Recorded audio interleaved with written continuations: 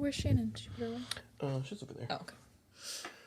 We do have a finite amount of time to have her displayed. So. She's not in this episode, though. So. No. Well, they were sitting on the beach because I was kind of surprised Boone didn't follow Jack to the caves.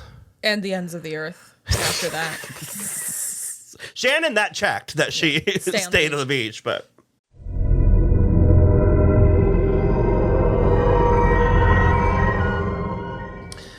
Hello, everybody. I'm Will. And I'm Kristen. And this is why I'm watching Lost, Season 1, Episode 6. House of the Rising Sun. We did it. We did it, Joe. This is the third time we've tried to watch this. Is this not the fourth time that we... It's the third time we tried to watch it because we tried to watch it and then... House of the Dragon. My husband got an early access to House of the Dragon and then we tried to do it again and then all the D23 stuff happened last week. And so now we are doing this for sure. And I'm glad. This is a very good episode. Yeah. This is... the first Sun and Jin episode. Uh-huh. Well, and I think anytime we're starting a show, especially with nostalgic lenses, I feel like we say this several times, but I feel like we're in the show now. I feel like we're sort of no longer establishing things. You have to keep using the... We're really in it now, Ariana? Jason Mendoza, yeah. Oh, Ariana, we're really in it now. Because, Sun and Jin had been very mysterious, figure. I guess mysterious is the word. So this is kind of my first foray into understanding Korean culture. Growing up, I had a very World Showcase view of Asia, and so I had a grasp on China and Japan, and that was it. They don't. Oh no, they do have a full Japan. I was like, they don't even have Japan. Oh yeah, no. I could tell the differences there, but I remember this was the first time that I was like, oh, that is a word that I've heard, and then I've actually seen lots of things representing Korea from here on out. But so I also just very recently watched Kim's Convenience on Netflix all the way through. It is delightful and charming, so check it out if you haven't. But I think one of the things that I caught this time is that the thing she's always saying to him, it's like yobo, it's just like a term of endearment. It's like honey, kind of. And I was like, why is she calling him that? His name is Jin. Like, with the first time we watched it, I was like, I don't understand what she's saying to him. Because when they speak to each other, for the most part, on the island, there's not subtitles when other people are around. It's only when they're alone together. And so I thought that was... I also feel like I didn't remember that their scenes were all in Korean. I thought it switched. I thought it did the whoosh and switched to English. No. But I appreciate that. That felt... We talk a lot about, especially coming of age, being millennials, in a lot of ways, we got to be a part of the old world and part of the new world. And I think, this was sort of a tipping point where, especially mainstream American audiences started getting sort of tastes of other. Yeah. Well, I mean, I would say it started with, which is not Korean, and I know that before I say it, but it sort of started with Crouching Tiger, Hidden Dragon for mass consumption. And I think then it sort of kind of opened a floodgate where it's you don't have to just watch stuff from America and Europe. You can branch out. There's good stuff everywhere. Well, because I remember the debates about people oh, do we have to read subtitles? And cut to today where it's borderline the preferred manner. I watching on our English speaking things we have subtitles near constantly. And I did read that apparently Daniel Day Kim and Yunjin were hesitant to take these roles because they didn't want to reinforce outdated negative stereotypes.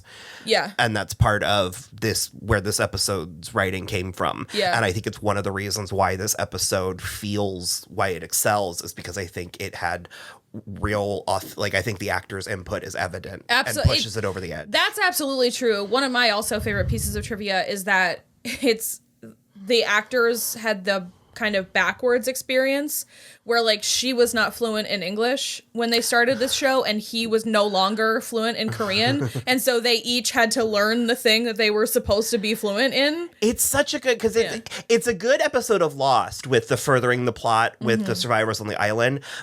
It's a good short story. Just isolating their story is very interesting. And the twist that she can speak English for a show that has tons of different kinds of twists, many that don't pay off. This was gagged No. gooped. So gooped. So good. Look who came to chat. I need to talk to you.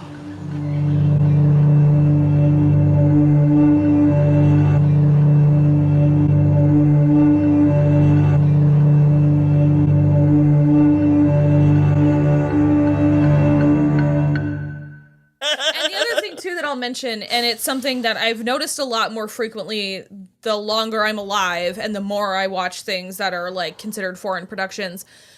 It's such a perfect opening to this episode because we sort of focus on her, on Sun, and she is just sort of observing, but we are from her point of view and we start hearing English dialogue. It is a personal question. You don't have to get all quiet on me. I just want to know. Well, you're not gonna know. What's the big deal?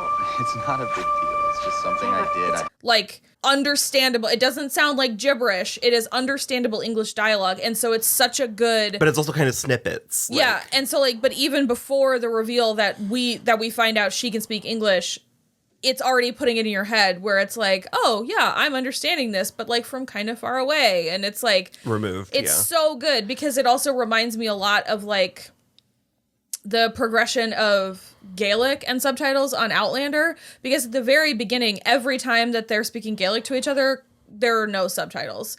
But as the series progresses, there sometimes are, because Claire Can understand. can like pick words up. She like never actually learns Gaelic, and I'm like, come on, man. Like, she doesn't fully learn it. The Jack and Kate stuff. I mean, it's there from the pilot. Oh, yeah. As I said, Yeah. I mean, they have chemistry. They have great the chemistry. meet cute, yada yada. But it was particularly heavy-handed in this episode. Yeah. They are so close to each other's faces. It's just that you and your tattoos don't add up. And It is very like, why don't you tell me about your tattoos, lover boy? I was gonna say I love the comment because his tattoos were interesting to us watching it, where we were like, what an unusual character trait. You know, typically, and those are Matthew Fox's real authentic tattoos. What's on the outside and the stars on the underside. The stars in particular are what's so strange, but again, unusual rather. But it's also one of those things where it's like, and yes, frequently they would cover up actors' tattoos, but there's a part of me that just sort of was like, well, it's TV. Maybe Jack doesn't have tattoos. Maybe those are just Matthew's. And so when she starts talking, I was like, oh, we're doing this. We're talking. I was like, oh, okay. And then Charlie's in rare form this whole episode. You guys are finished verbally copulating. We should get a move on. There's a whole beach of people waiting for us to get some drinking water for them. Well, he's coming down from heroin. Also, you can see Dominic Monaghan's Lord of the Rings tattoo on his one arm, which I thought was super cute. I had never noticed that before. Yeah, he did, because he did fine. He came off of this. He came to this right off the heels of that. So, but it's just he has that line with the, oh, you have an inside joke. Hey, Charlie, ask Jack about his tattoos. Oh, you guys have an inside joke. How absolutely wonderful for you both. it's so funny. He seems to still have a decent amount of heroin. He's got a little baggie full still, yeah. Heroin's not bad. Not having heroin, that's what's bad. So they go to the cave, they find water, they find Adam and Eve, very ominous, very mysterious, very interesting. Yeah, there are two dead bodies in, like way dead body. They don't find, like, I can blow through it, yeah. biblical Adam and Eve. There are two very old dead bodies in the cave. And Locke it's very specifically Locke that says, our very own Adam and Eve, with a real surly, weird look on his face. You know, he's just like furiously masturbating just out of frame. Oh yeah, Adam and Eve. As we recall, that plot pays off pretty well. I think it does. But it's so far down the line. Like, I think it's season 6. Like 5 or 6. Like the third to last episode. Yeah, I don't think we find out for like a way long time. But it's good at setting the mood, at the tension and all of that. Yeah. I'm curious if this is one of those shows that could be pared down. Like if you took all of the footage from the 6 seasons and edited it maybe into like a 2-season story, if it could. I would give it 3. I would say maybe 3. There's like a lot that happens. And like, but that's kind of the thing too, where I think there are episodes that could easily be removed. Well, because they were treading water for so long because they didn't know what they were working towards. Also, regarding Jack's tattoos, there is an episode where we acknowledge in canon how he got those tattoos. And while I don't hate it as much as a lot of people do, it can lift right out. We don't need that. Sure. I mean, I'll take any opportunity to have Bai-Ling. But she's in a season 1 episode of Angel as well. Is she? Yeah. She's a lot of fun. Jack is coming in so hot this whole episode. He's trying to relocate immediately so immediate. The entire camp to these caves. And the thing is, he's right. All of his points are right. Yeah. But as Charlie says, it has been 8 days. Yeah. People are not quite ready emotionally or mentally equipped to just hunker give up completely down. And move to the valley. And you need to trick people into doing. Well, and also it's like Kate brings up a good point because it's like literally immediately on the heels of his live together die alone speech, and it's like, what happened to that? Speaking of furiously masturbating. You were very like, what happened to living together? And he's like, we need to live together in the caves. And I'm just like, I get the water and I get that it's like a little bit of a hike to get there and back, but like let people get tired of doing that. Yeah, set up shifts, let it happen. You're right. It's like they'll get there on their own. Cause episode 6, 8 days, and he's like, that's it. We're giving up, going inland. Because there's a scene on the beach where he's like, have you given it any thought? And she's kind of like, I'm not prepared to like give up yet. Yeah. And he's like, who said anything about giving up? I just asked you to marry me, move into a cave, become queen of the island. Like, this is not commitment here. Like, yeah, and it's just like, I don't know, man. I do kind of hate the Jin and Michael plot.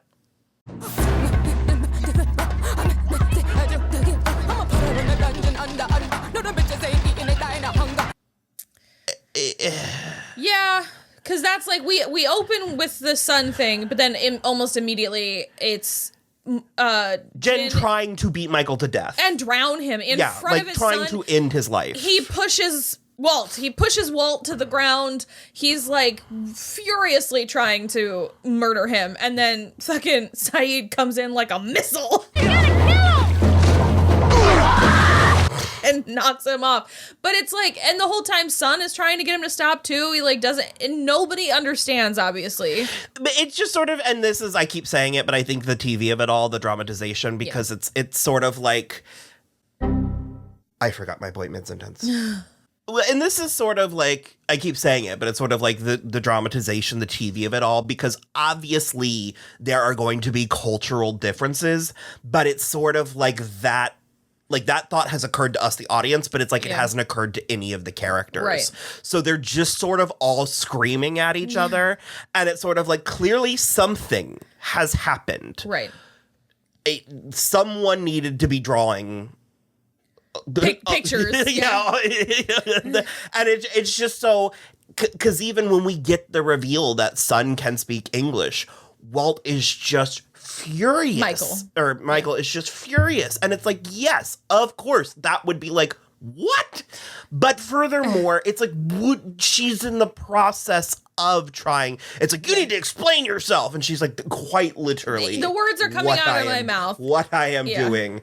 And it's just sort of, that whole thing needed to be turned down a little bit. Although, like I said, I loved all of their flashbacks. I love their courtship. And it is a little bit not what you would expect, because you even said, you're like, man, I forgot that she was the one that had money. Yeah. And you think they're not going to be allowed to get married, and they even fake you out, and they do. And he, like, basically starts working for her dad, and who is like potentially involved in the Korean mob or something. It's like very shady. Jin comes home covered in someone else's blood a couple times, and it just sort of, I don't know. I really enjoy, like, I'm there with the popcorn, like, Yeah. like watching the whole thing. And it is accelerated, but it's like we are only getting, this is like a very small chunk and a very brief overview of what happened, because she gets to the point where she can't see But it's on. done so well because we get the little cues, like the dog. Like we witness him buy her hold a puppy, and then in the next scene it's full grown. And so it's like, it's these subtle cues that allow us to understand time has, her hair changes, like the apartment changes. I love her flashback long hair.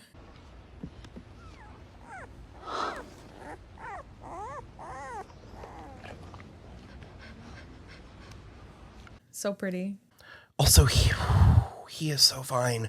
Daniel Day Kim? Yeah, and it's the flashbacks are so welcome, and I'll even go with necessary, because he loves her. They are in love. very focused on the island. And watching him be sort of like sweet and romantic, it's like, 허락하셨어. What?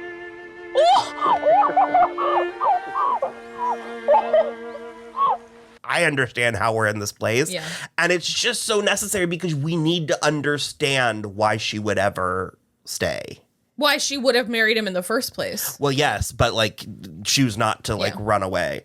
Locke and Charlie have some stuff. I don't think Locke is going to be my favorite on this rewatch. It's all fine. It's just like, we're not even, I mean, this is fucking baby steps compared to where we get. This is nothing. Because he's figured out that Charlie's tweaking. Yeah. And he's like monitoring him. He's also like, I bet we find your guitar, because Charlie like wants to play his guitar and he like misses it. They made him check it. Charlie's so good.